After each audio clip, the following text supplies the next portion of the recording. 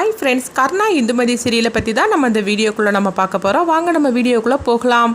சுகுணாவும் சித்ராவும் இந்துமதி கர்ணா அவங்க தூங்கிட்டு இருக்கிறாங்க. அப்போ கதவை தட்டவும் உடனே அவங்க யார் கதவை தட்டிட்டு இருக்கிறா அப்படின்னு சொல்லிட்டு இந்துமதி கதவை திறந்து பார்க்குறாங்க. பார்த்ததுமே சித்ராவும் சுகுணாவும் இருக்கிறாங்க. என்ன சித்ரா இந்த நேரத்தில் வந்திருக்கிறீங்க அப்படிங்கும்போது எல்லாம் ஒன்றால தான் அப்படின்னு சொல்லிக்கிட்டு கோவத்தோட சுகுணா பேசிகிட்டு இருக்கும்போதே அப்போ கர்ணாவும் வந்துருந்தாங்க. என்ன சென்னி அப்படிங்கும்போது எல்லா பிரச்சனையும் இவ்வளோ தான் ஒன்று இப்போ உடனே அவரை அழைச்சிட்டு வர சொல்லியிருக்காரு அப்படிங்கவும் அப்போ சித்ராட்ட இந்துமதி கேட்டுட்டு இருக்கிறாங்க.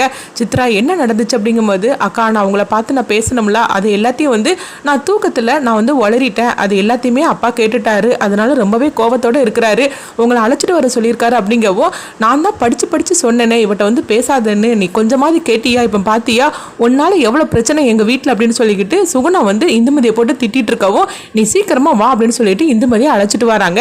அங்கே பார்த்தோம்னா கிருபா எல்லாருமே வெளியே நின்றுட்டு இருக்கவும் என்னம்மா வந்துட்டியா ராணி அப்படின்னு சொல்லி கேட்டுட்டு இருக்கும்போதே இந்துமதி பேசாமல் அமைதியாக நின்றுட்டு இருக்கிறாங்க. அப்போ சித்ரா சொல்கிறாங்க, அப்பா இந்துமதி அக்காவை நான் அழைச்சிட்டு வந்துட்டோம் அப்படிங்கும்போது என்ன இந்துமதி என் பொண்ணை படித்து பழத்து பெரிய ஆளாக்கணும்னு சொல்லிக்கிட்டு கனவுலாம் கண்டிருக்க போலுக்கு, அதனால என் பொண்ணை பெருசாவே நீ தூண்டி விட்டுருக்கிற, ஆனால் நான் எதுக்கு இருக்கிறேன்? சித்ராவுக்கு அப்பா நான் அவளுக்கு என்ன பண்ணணும் என்ன செய்யக்கூடாதுன்னு சொல்லிட்டு எனக்கு நல்லாவே தெரியும், அதனால என் பொண்ணை எப்படி வளர்த்தணும் அவளை எப்படி ஆளாக்கணும்னு சொல்லிக்கிட்டு எனக்கு என்ன பண்ணணும்னு சொல்லி தெரியும், ஆனால் நீ என் பொண்ணுக்கு சொல்ல வேண்டிய அவசியமே கிடையாது அப்படிங்கும்போது இப்போ இந்துமதி சொல்கிறாங்க, நான் என்ன தப்பு பண்ணினேன் எதுக்காக நீங்கள் இப்படி பேசிகிட்டு இருக்கிறீங்க அப்படிங்கும்போது என் பொண்ணை நீ எனக்கு எதிராக நீ தூண்டி விட்டுருக்குற அப்படிங்கிறாங்க. இதுக்கிட்டதுமே இந்துமதி அதிர்ச்சி அடைகிறாங்க.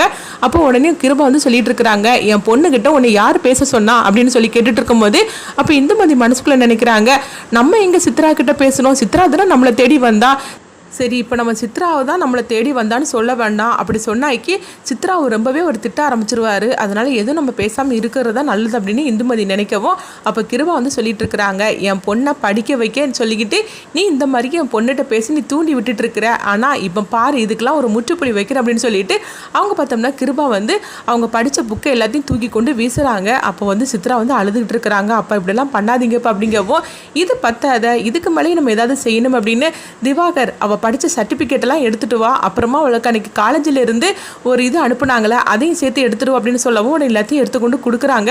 அப்போ என்னப்பா பண்ண போகிறீங்க அப்படின்னு சொல்லிட்டு இருக்கும்போது இதெல்லாம் நெருப்பில் வச்சு நான் கொளுத்த போகிறேன் அப்படிங்கிறாங்க. இது கட்டுதுமே எல்லாருமே அதிர்ச்சி அடைகிறாங்க. இப்போ ஜெயந்தி சொல்லிட்டு இருக்கிறாங்க, ஐயோ அந்த பொண்ணு ஆசாசையாக இது எல்லாத்தையும் வச்சிருக்கிறா, இப்படி போட்டு பண்ணுறாங்களே அப்படின்னு சொல்லிட்டு இருக்கவும் பாத்தியா அவங்க என்னெல்லாம் பண்ணிட்டு இருக்காங்கன்னு இவங்களுக்கு தெரியாமல் நம்ம எதுவுமே பண்ண முடியாது அப்படின்னு போனா கிட்ட சொல்லிட்டு இருக்கவும் அடுத்து பார்த்தோம்னா இது எல்லாத்தையும் நான் கொளுத்த போகிறேன் அப்படிங்கும்போது சித்ரா கெஞ்சிட்டு இருக்கிறாங்க, அப்பா அது எதுவும் பண்ணிடாதீங்கப்பா அப்படின்னு சொல்லிட்டு இருக்கும்போது அப்போ ஜெயந்தி சொல்றாங்க, எதுக்காக நீங்க இப்படிலாம் செய்றீங்க அப்படிங்கும்போது இங்க பாரு உங்ககிட்ட நாங்கள் ஏதாவது அபிப்பிராயம் கேட்டோமா என்ன, ஒழுங்கு மரியாதையா போறியா இல்லையா அப்படின்னு சொல்லிட்டு திவாகர் திட்டவும் ஐயோ இப்போ என்ன பண்றதுக்கோ தெரியல அப்படின்னு சொல்லும் போது இப்போ இந்துமதி கெஞ்சுறாங்க, தயவு செய்து நீங்க அந்த சர்டிபிகேட் எல்லாம் எதுவும் பண்ணிடாதீங்க, அதுக்கு பதில் நீங்க என்ன தண்டனாலும் எனக்கு கொடுங்க அப்படின்னு சொல்லும் போது அப்படியா உனக்கு சித்ரா மேல அவ்வளோ பாசமா அப்படின்னு சொல்லி கேட்டுட்டு இருக்கும் போது இங்க பாருங்க பாசமோ பாசம் இல்லையோ ஆனா ஒரு பொண்ணு படிக்கிறதுக்கு எதெல்லாம் முக்கியமோ அதெல்லாம் போட்டு நீங்க இதெல்லாம் கொளுத்த போறேன்னு சொல்லிட்டு இருக்கிறீங்க, அதை மட்டும் நீங்க செஞ்சிடாதீங்க, அதுக்கு பதில் நீங்க என்ன தண்டனாலும் எனக்கு கொடுங்க, நான் அதை ஏத்துக்கிறேன் அப்படிங்கும்போது அப்போ நான் தண்டனை கொடுத்தா நீ செஞ்சு முடிச்சிருவியான்னு சொல்லி கேட்கும் போது கண்டிப்பா நான் செஞ்சு முடிக்கிறேன் அப்படிங்கிறாங்க.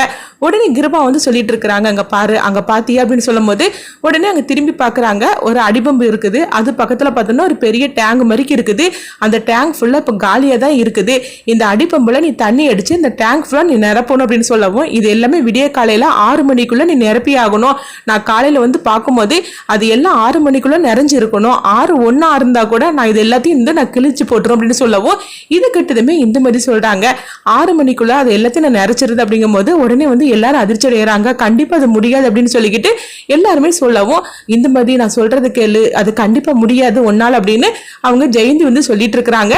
அப்போ சித்ராவும் சொல்கிறாங்க, அக்கா நான் சொல்கிறது கேளுங்க, அது ரொம்பவே கஷ்டம், அது பெரிய டேங்காக்கும் 6 மணிக்குள்ள உங்களால் அது முடியாது, அப்பா கிட்ட நான் எப்படியாவது வேறு மாதிரி நான் கேட்டு பார்க்குறேன் அப்படின்னு சொல்லிட்டு இருக்கும்போது அப்போ இந்துமதி தடுக்கிறாங்க, சித்ரா நீ அப்படி செய்ய வேண்டாம், உனக்காக இந்த தண்டனை நான் ஏற்றுக்கிடுதம்மா அப்படின்னு சொல்லும் போது அக்கா அது ரொம்பவே கஷ்டமான விஷயம்க்கா அப்படின்னு சொல்லவும் அது எவ்வளோ கஷ்டமான விஷயம்னாலும் பரவாயில்ல, உனக்காக நான் எவ்வளோ பெரிய விஷயம்னாலும் நான் பண்ண தயாராக இருக்கிறேன் அப்படின்னு சொல்லிட்டு இருக்கும்போது உடனே கிருபா பரவாயில்லையே என் பொண்ணை படிக்க வைக்கிறதுக்காக நீ என்ன சொன்னாலும் ஏற்றுப்ப போலுக்கு அப்படின்னு சொல்லிட்டு இருக்கும் போதே இங்கே பாரு 6 மணிக்குள்ளே அந்த தண்ணியை நீ வந்து எல்லாத்தையும் இந்த டேங்கில் நிறச்சி நீ வந்து நிறச்சி இருக்கணும்.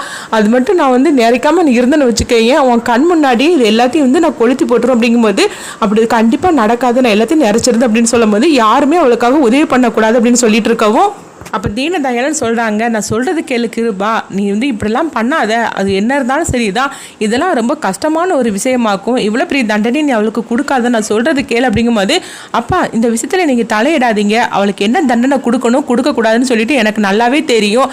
என் பொண்ணுக்கிட்ட வந்து நீ அவள் பேசினாலா இன்னுமேலே என் பொண்ணுக்கிட்ட அவள் பேசக்கூடாது, அதுவும் படிக்கிற விஷயத்தை பற்றி அவள் பேசவே கூடாது, அவளுக்குலாம் இந்த மாதிரிக்கு ஒரு தண்டனை கொடுத்தாதான் அவள் சரிப்பட்டு வருவா அப்படின்னு சொல்லிட்டு இங்கே பாரு நான் 6 மணிக்கு எந்திரிச்சு வருவேன், தழும்பு அதை நிறைஞ்சு இருக்கணும் அப்படின்னு சொல்லும் போது உடனே இந்துமதி சரி அப்படிங்கிறாங்க. சுகுணா அவகிட்ட அந்த குடத்தை எடுத்துக்கொண்டு அப்போ சுகுணா வந்து குடத்தை எடுத்துக்கொண்டு கொடுக்குறாங்க.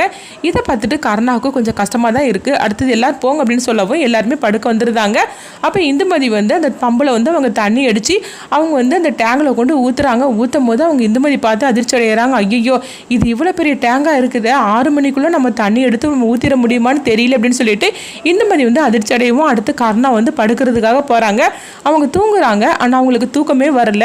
என்ன இருந்தாலும் சரிதான், இந்துமதி வந்து எவ்வளோ கஷ்டப்படுவா, நம்ம போய் ஏதாவது அவளுக்கு உதவி பண்ணலாமா அப்படின்னு சொல்லிட்டு கருணா அங்கேருந்து வராங்க. அப்போ இந்துமதி வந்து தண்ணி எடுத்து அவங்க ஊற்றிட்டு இருக்கவும் அப்போ கருணா வந்து பக்கத்தில் வரும்போது இந்துமதி வந்து ஸ்லிப்பாகி அவங்க கீழே விழுந்துருந்தாங்க.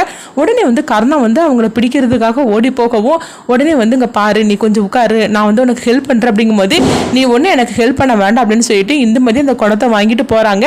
அப்போ வந்து கருணா வந்து பார்க்குறாங்க இந்துமதி தண்ணி அடித்து இந்த டேங்கில் ஊற்றிட்டு இருக்கிறத பார்த்துட்டு அவங்களுக்கு ரொம்பவே கஷ்டமா இருக்குது. என்ன இருந்தாலும் சரிதான், சித்ராவோட படிப்புக்காக இந்துமதி இந்த அளவுக்கு கஷ்டப்பட்டுட்டு இருக்கிறாள், எந்த தப்புமே பண்ணாதவா இந்த அளவுக்கு வந்து கஷ்டப்பட்டு இருக்காள அப்படின்னு சொல்லிட்டு கருணா வந்து ரொம்பவே வந்து கஷ்டப்பட்டுட்டு இருக்கிறாங்க. நம்ம போனாலும் நம்மகிட்டையும் கோவச்சிக்கிட்டு இருக்கிறா, நம்ம என்ன பண்ணுறதுக்கு அப்படின்னு சொல்லிட்டு கருணா வந்து பாவம் பார்த்து அப்படியே நின்றுட்டு இருக்கிறாங்க. அப்போ இந்துமதி வந்து சொல்கிறாங்க எதுக்காக நின்றுட்டு இருக்கிற, இப்போ படுக்க வேண்டியதானு சொல்லும்போது உடனே வந்து கருணா சொல்கிறாங்க இங்கே பாரு நான் உனக்கு பக்கத்தில் ஹெல்ப் பண்ண தானே வரக்கூடாது, ஆனால் நாங்கள் இருக்கலாம்ல அப்படின்னு சொல்லிட்டு இருக்கும்போதே உடனே இந்துமதி எதுவுமே பேசாமல் அவங்க தண்ணியெல்லாம் வந்து அடிச்சுக்கிட்டு இருக்கிறாங்க.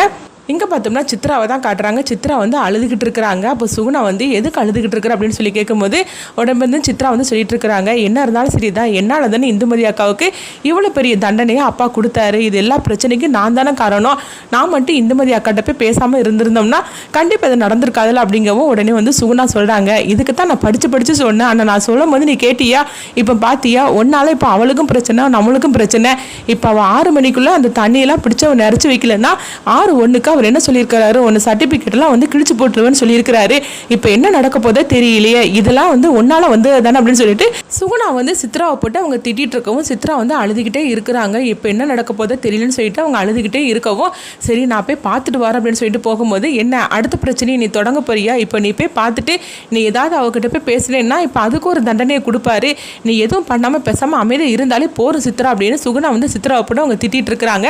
அடுத்து இங்கே ஜெயந்தியை தான் காட்டுறாங்க. ஜெயந்தி வந்து அங்கே நின்று பார்த்துட்டு இருக்கிறாங்க. பார்க்கும்போது அவங்க இந்துமதி வந்து அவங்க குடத்துல தண்ணி எடுத்துகிட்டு போகும்போது உடனே வந்து இவங்க ஜெயந்தி வந்து அவங்களுக்கு பாவம் பார்த்துட்டு இருக்கிறாங்க. அந்த பொண்ணை போட்டு இந்த அளவுக்கு அவங்க கஷ்டப்படுத்துறானே, என்னமோ வந்து இப்போ அவள் படிக்கிறதுக்காக கஷ்டப்படுற மாதிரிலாம் இருக்குது, இவன் பொண்ணை படிக்க வைக்கிறதுக்கு அவள் என்னென்னா தண்ணி எடுத்து சம்மந்துக்கிட்டு இருக்கிறா, இதெல்லாம் தேவையா அப்படின்னு சொல்லிக்கிட்டு நினைக்கிறாங்க. இவனுங்களுக்கெல்லாம் ஏன் தான் அப்படிலாம் இருக்கிறானோ தெரியல அப்படின்னு சொல்லிட்டு ஜெயந்தி வந்து அவங்க கிருபாவையும் திவாகரையும் போட்டு அவங்க திட்டிகிட்டு இருக்கிறாங்க. சித்ரா படிக்க வைக்கணும்னு சொல்லிக்கிட்டு இந்துமதி ஆசைப்படுறா, ஆனால் இவன் என்னன்னா வந்து ஏதோ அவள் தப்பு பண்ணுற மாதிரிக்கெல்லாம் அவளுக்கு இவ்வளோ பெரிய தண்டனை கொடுத்துருக்குறான். அது மட்டும் இல்லாமல் 6 மணிக்குள்ளே அவன் அந்த டேங்கை நிறைக்கணுமே, அது என்ன சின்ன டேங்காவாக இருக்குது, அது இருக்குது அவ்வளோ பெருசில், அந்த அளவுக்கு இவன் தண்ணி அடித்து அதில் கொண்டு ஊற்றணும், 6 மணிக்குள்ளே அது நிறைச்சாகணும்னா அது நடக்காத விஷயமாச்சே, காலையில் விடிஞ்சா என்ன நடக்க போதே தெரியல அப்படின்னு சொல்லிட்டு ஜெயந்தி வந்து அவங்க ரொம்பவே வந்து பாவம் பார்த்து இருந்துட்டு இருக்கிறாங்க. இந்துமதியை பார்த்து இங்கே பார்த்தோம்னா இந்துமதி தண்ணியை அடிச்சு அதில் கொண்டு ஊற்றுறாங்க. ஆனால் அது வந்து கால் டேங்கு கூட வர மாட்டேங்குது. அப்போ இந்துமதி நினைக்கிறாங்க என்னது இவ்வளோ நம்ம அடிச்சு ஊத்தி இருக்கிறோம், ஆனா கால் டங்கு கூட வரமாட்டேங்குது அப்படின்னு சொல்லிக்கிட்டு இந்துமதி அதிர்ச்சி அடைகிறாங்க. அடுத்து என்ன நடக்குன்னு பார்க்கலாம்.